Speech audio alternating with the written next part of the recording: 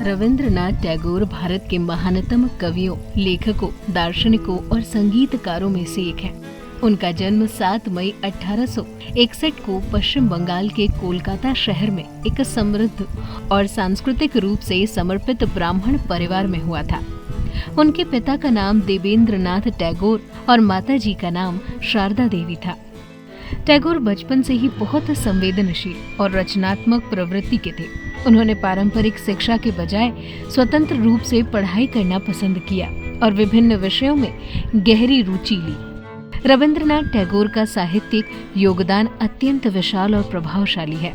उन्होंने अनेक कविताएं, कहानियां, उपन्यास, नाटक और गीत लिखे। उनकी सबसे प्रसिद्ध काव्य रचना गीतांजलि है, जिसके लिए उन्हें 1913 में नोबेल पुरस्कार भी मिला। वो पहले एशियाई व्यक्ति थे जिन्हें ये सम्मान प्राप्त हुआ था। टैगोर की लेखनी में प्रकृति, मानवता, प्रेम, देशभक्ति और आध्यात्मिकता की झलक साफ दिखाई देती।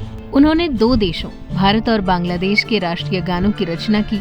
भारत का जनगण मन और बांग्लादेश का आमार सोनार बांग्ला लिखा। टैगोर न केवल एक कवि थे, बल्कि एक महान शिक्षाविद भी थे। उन्होंने पारंपरिक शिक्षा प्रणाली की सीमाओं को समझते हुए 1921 में शांति निकेतन की स्थापना की, जिसे बाद में विश्व भारती विश्वविद्यालय का दर्जा मिला। यहाँ शिक्षा को प्रकृति के निकट और रचनात्मक तरीके से देने की कोशिश की गई, जो आज भी प्रेरणा का स्रोत है।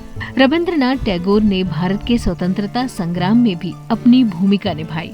उन्होंने अंग्रेजों द्वारा प्रदत्त सर की उपाधि 1919 में ही वापस लौटा दी, जब जलियांवाला बाग हत्याकांड हुआ।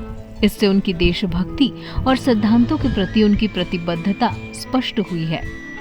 1941 में 7 अगस्त को रविंद्रनाथ टैगोर का निधन हुआ, लेकिन उनकी रचनाएं, विचार और योगदान आज भी जीवित हैं।